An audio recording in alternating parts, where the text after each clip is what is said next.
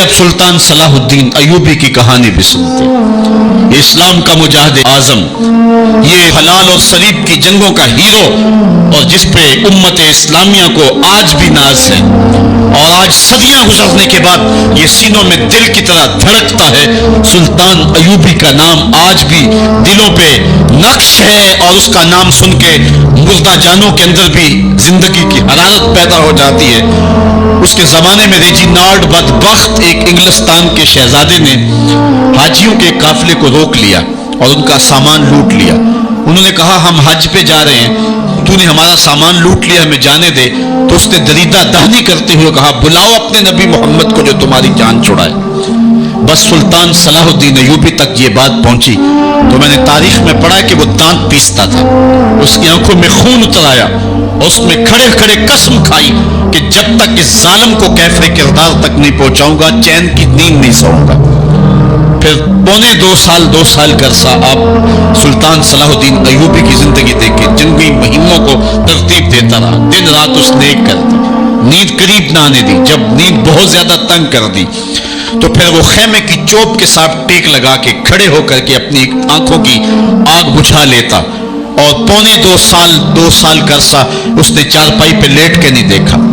پھر وہ لمحے آئے کہ اللہ نے اس کی مراد پوری کی۔ انگلستان کے شہزادے لائن میں کھڑے تھے، اس نے شاہ گاما کو اپنی کرسی دی اور ساتھ کہا ہم جس کو کرسی دیتے اسے امان دیتے۔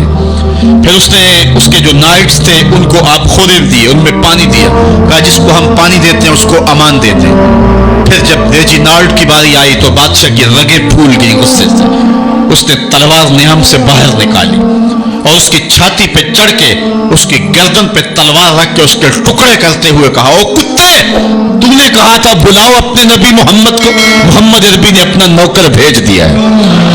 اور اس طرح اس ریجینالڈ کتے کے دو ٹکڑے کر کے رکھ دیے۔ یہ ہماری تاریخ ہے، یہ روشن تاریخ ہے۔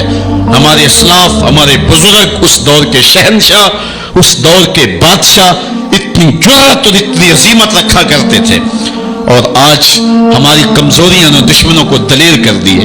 کبھی ایسا بھی اندھیر آیا تھا کہ سرعام یوں توہین اور تنقیص ہوتی ہو پیغمبر حسن اور پیغمبر جمال کی، اور پھر 1.40 کروڑ انسان دنیا کے اوپر بستے ہوں، یہ بھی زمانے نے دن دیکھنے تھے۔ تو امت مسلمہ کی موت واقع ہو جائے اگر حضور علیہ السلام کی توہین باقی رہتی ہے۔ اس لیے امت کو پوری قوت کے ساتھ کھڑا ہونا ہے اور اپنے نبی علیہ السلام کی توہین کا بدلہ لینا ہے، اور یہ ممکن نہیں ہے جب تک جو ہے وہ ہم پوری دنیا کے اوپر غالب نہ ہوں۔ اللہ تعالیٰ امت کو وہ دن نصیب فرمائے کہ امت کا غلبہ اللہ تعالیٰ نصیب فرمائے۔ اس وقت ہمارا المیہ یہ ہے کہ ہمارے پاس عالم لیڈر کوئی نہیں ہے، عوام کے جذبے یقیناً دیکھنے کے۔ سیریا کے بچوں کو میں نے دیکھا کہ وہ چھوٹے چھوٹے بچے، انہوں نے ہاتھوں میں کتبہ پکڑا ہوا، اور میں اس منظر کو دیکھ کر کے کتنی دیر تک سکتے میں رہا۔ اس کے اوپر لکھا ہوا تھا اقتلونا ولا تسبوا لنبینا، ہمارے ٹکڑے کر دو لیکن ہمارے نبی کو گالی نہ دو۔ ان بچوں کے درد کی کہانی کلیجے چیر رہی تھی۔ یہ محبتوں کا عالم، وہ اقبال نے کہا تھا چمن میں رخت گل شبنم سے تر ہے، چمن میں رخت گل شبنم سے تر ہے، سمن ہے سبزہ ہے باد سحر ہے، مگر ہنگامہ ہو سکتا نہیں گرم، یہاں کا لالا بے سوزے جگر۔ اس وقت امت بے امام ہے، امت کے پاس جو ہے وہ کوئی ایسا شخص نہیں ہے جو امت کی رہنمائی کرے۔ ملک بھی خالی ہے اور عالمی لیول پہ بھی ہم کسی امام سے محروم ہیں۔ اللہ نے وہ دن نصیب کرنے ہیں، ہم صفے سیدھی کریں، بس ہمارا کام اتنا ہے۔ صفے سیدھی کریں گے تو امام بھی اللہ بھیج ہی دے گا، اور وہ وقت آئے گا کہ اس کے جھنڈے نیچے ہم کھڑے ہوں گے۔ اور ہم نے تاریخ میں پڑھا ہے، کتب صحاح میں موجود ہے، بخاری اور باقی کتابیں اٹھائیں، ہمیں اس وقت کی بشارت دی گئی ہے کہ جب اساکر اسلام ترتیب پائیں گے اور پھر امام بھی آ جائے گا، اور پھر امت مسلمہ وہ بانکپن پائے گی کہ صحیح حدیث میں آتا ہے کہ اگر کوئی یہودی کسی پتھر کے پیچھے یا درخت کے پیچھے چھپ کر کے پناہ مانگنا چاہے گا تو وہ پتھر مسلمانوں مجاہدوں کو بول کر کے کہے گا ادھر آ، یہ ظالم میرے پیچھے چھپا ہوا ہے۔ وہ دن بھی اللہ تعالیٰ نے ہمیں دکھانے ہیں، اور پوری امت کے اوپر جھنڈا جھولے گا تو آمنہ کے لال کا ہی جھولے گا انشاءاللہ۔ آ ملیں گے سینہ چاکانے چمن سے سینہ چاک، بس میں گل کی ہم نفس باد صبا ہو جائے گی، شبنم افشانی پیدا کرے گی میری سوز و ساز، اس چمن کی ہر کلی درداش نہ ہو جائے گی، آسمان سحر کے نور سے ہوگا آئینہ پوش، ظلمت رات کی سیما پا ہو جائے گی، شب گریزہ ہوگی آخر جلوہ خورشید سے، یہ چمن معمور ہوگا نغمہ توحید سے۔ وہ وقت انشاءاللہ آنے والا ہے، بس ہمارا کام صفیں سیدھی کرنی ہے اور صفوں کو ترتیب دینا ہے، اپنے جذبوں کو مرنے نہیں دینا ہے، اور یہ جذبے اپنی نسلوں میں بھی منتقل کرنے ہیں، اور اپنی نسلوں کو بٹھا کر کے حضور کی عظمت کی کہانی پڑھا کے جانا ہے۔ میں نے سیریا کے ان بچوں کو دیکھا تو میں اپنے بچوں کو بٹھا لیا، میں نے کہا بیٹے پوری دنیا کے اوپر حضور کی ناموس پہ حملہ ہے، بتاؤ ہم کیا کریں گے؟ تو میرا 5 سال کا بچہ ہے، مجھے حمزہ کہنے لگا کہ ابو یہ جو تلوار آپ نے لٹکا کے رکھی ہے بیٹھک میں، اس کے میں پیچ خود کھول سکتا ہوں اور یہ میرے ہاتھ میں دے، ان ظالموں کو میں کاٹوں گا۔ میں نے کہا بیٹے مجھے یہی تجھ سے توقع تھی، اس لیے کہ تیرے جسم کے اندر خواجہ دین محمد مصطفی کی غیرت کا خون دوڑ رہا ہے، اور انشاءاللہ یہ ہماری نسلیں اٹھیں گی اور اسلام کے غلبے کا خواب ہم شرمندہ تعبیر کریں گے انشاءاللہ۔ تو اپنے بچوں کو بٹھائیں اور ان کو بتائیں اور ان کو حب رسول کے جام پلائیں، ان کے اندر محبت رسول انڈھیل دیں اور ان کے سینے کے اندر یہ حرارت پیدا کر دیں، اور وہ امت کے لیے اور نام محمد کے لیے ہر قربانی دینے کے لیے آمادہ ہو جائیں۔ انشاءاللہ وہ وقت دور نہیں ہے جب پوری دنیا کے اوپر اسلام کا جھنڈا جھولتا ہوا نظر آئے گا۔ ہم نے اپنے جذبوں کو ہر صورت بیدار رکھنا ہے، اور اگر انہوں نے توہین کی زبان کھولی ہے تو کروڑوں انسان حضور کی مدح میں زبانیں کھول لیں، صبح و شام وظیفہ درود و سلام کا لبوں پہ جاری کر دیں اور حضور کے نام کا جھنڈا اٹھائیں۔ یہ گلیوں میں، یہ چوکوں میں، یہ بازاروں میں یہ احتجاج یہ تو ایک معمولی کیفیت ہے، ہم تو اس سے آگے بھی اگر ہم بے بس ہیں، کر کچھ نہیں سکتے۔ سچی بات ہے، ہمارے اندر جو جذبوں کی کائنات ہے ان کو کچا چبا جائیں کہ جنہوں نے میرے آقا حضور نبی رحمت کی توہین اور تنقیص کی ہے، اس لیے جو ہم سے بن پڑا، جو ہم سے ہو سکا ہم نے وہ ضرور کرنا ہے۔ وہ کیا کہا تھا سودا نے کہ مجنو لیلا سے بازی نہ لے سکا پر سر تو دے سکا، کس منہ سے کرتے ہو دعویٰ عشق سودا، تم سے تو یہ بھی نہ ہو سکا۔ ہم نے دیکھنا ہے کہ ہم کیا کرتے ہیں، اس حوالے سے ہمارے جذبات کیا ہیں۔ مجھے یاد آئی آج امارہ، سارا دن آج امارہ کی کہانیاں میرے ذہن میں گردش کرتی ہیں۔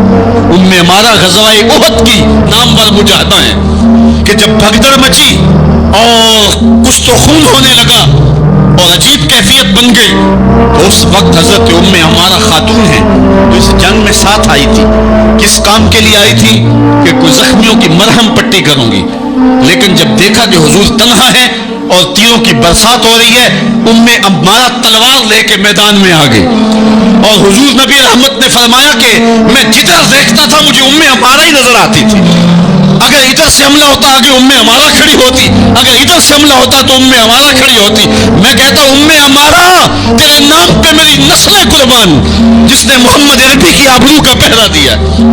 اللہ اکبر۔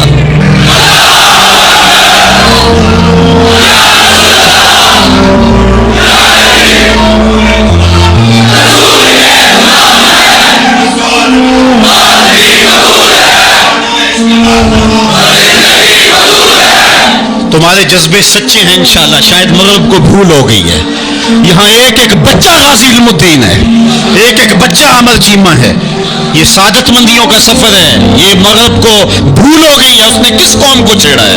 ان کی غیرت مری ہوئی نہیں ہے، انہوں نے کچوکے دیے، زخم دیے، امت کو معاشی بحران میں مبتلا کر دیا، روز پیٹرول کے بم ہمارے اوپر گرتے ہیں لیکن ہم کبھی میدان میں نہیں آئے۔ لیکن سارے معاملات کے اندر ہم کمپرومائز کر سکتے ہیں، کمزوری بھی دکھا سکتے ہیں۔ اگر اس عنوان سے ہم کمزوری دکھائیں ہمارا بچتا ہی کچھ نہیں، ہمارا سب کچھ نام محمد ہے۔ ہم نے ہر دور میں تقدیس رسالت کے لیے وقت کی تیز ہواؤں سے بغاوت کی ہے، چھوڑ کے سلسلہ رسم سیاست کا فسوں بس ایک نام محمد سے محبت کی ہے۔ ہم نے عہد غلامی کرنا ہے حضور علیہ السلام کے نام سے، اور انشاءاللہ یہ ہماری سعادت مندی ہے۔ ورنہ ہم نے وہ زمانہ بھی دیکھا ہے جس زمانے میں کوئی ایسا متنفس نظر نہیں آتا تھا جو حضور کے نام کا جھنڈا اٹھائے۔ یہ تاتاریوں کا دور ہے، جب بغداد کو اجاڑا گیا، امت کے سر کاٹے گئے، اور یہ حال تھا کہ منگول سردار نے کہا کسی مسلمان کا سر نہ ہو، اپنے فوجیوں کو کہا نہیں تمہارا سر کاٹ کے لگائیں گے، ایک مینار تعمیر کرنا کھوپڑیوں کا۔ اور پھر مسلمانوں کا پتہ ڈھونڈتے ہوئے لوگ ہاتھ میں پیسے لے کے گھومتے تھے کہ کسی مسلمان کا پتہ دے دو اس کا سر کاٹے، لیکن مسلمان ملتا نہیں تھا، کاٹ دیے گئے۔ دجلہ 3 دن تک خون بن کے بہتا رہا، یہ ہماری تاریخ ہے بغداد کی۔ اور پھر دجلہ کا بند توڑ دیا گیا، جو لوگ تہہ خانوں میں چھپے تھے 1.25 لاکھ لاشیں ہم نے وہاں سے پھر نکالی۔ پھر وہ لمحے آئے کہ کوئی ایسا متنفس نظر نہیں آتا تھا جس کے ہاتھ میں اسلام کا جھنڈا ہو۔ ایک منگول سردار عیسائی ہو گیا، اس نے ایک عیسائی پادری کو بلایا اور کہا کہ اپنے مذہب کی تبلیغ کر تاکہ کچھ لوگ اور بھی ہمارے ہم نوا ہو جائیں۔ اس نے قسم پرسی کے سالم میں کہ اب کوئی شخص نہیں ہے جو اسلام کا نام لیوا ہو، تو اپنے خود سے باطنی کا اظہار کر دیا اور پیغمبر حسن و جمال حضور نبی رحمت کی توہین و تنقیص کا آغاز کیا۔ ابن حجر نے لکھا ہے کہ ایک کتا تھا جو خیمے کی چوب کے ساتھ بندھا ہوا تھا، جب اس نے توہین کا آغاز کیا تو اس نے بھونکنا شروع کر دیا۔ لوگوں نے کہا کہ یہ کتا تیری اس توہین کی وجہ سے بھونک رہا ہے۔ اس نے کہا نہیں ایسی کوئی بات نہیں، یہ کتا نسلی کتا ہے۔ واقعی وہ نسلی تھا، اور میرا ہاتھ کا اشارہ پا کے غیرت میں آ گیا ہے، کوئی ایسی بات نہیں ہے۔ اس نے پھر توہین کا آغاز کر دیا۔ تو ابن حجر نے لکھا ہے کہ اس کتے نے زنجیر تڑوا کر کے اس پادری کے گلے میں جا کے دانت گاڑ دیے اور چھوڑا تب جب اس کو واصل جہنم کر دیا۔ اس منظر کو دیکھ کے 70,000 اس فوج کے سپاہی اسلام کے دامن میں آ گئے۔ اقبال نے اسی موقع پہ کہا تھا تو نہ مٹ جائے گا ایران کے مٹ جانے سے، نشائے میں کو غرض نہیں پیمانے سے، ہے عیاں یورش تاتار کے افسانے سے، پاسباں کعبے کو مل گئے صنم خانے سے۔ اللہ اپنے نبی کی آبرو کی یوں بھی حفاظت کرنا جانتا ہے۔ کون جانتا تھا کہ عامر چیمہ یہ کام سر انجام دے گا؟ وہ تو ٹیکسٹائل کی ڈگری لینے گیا تھا لیکن غلامی رسول کی سند لے کے پلٹا۔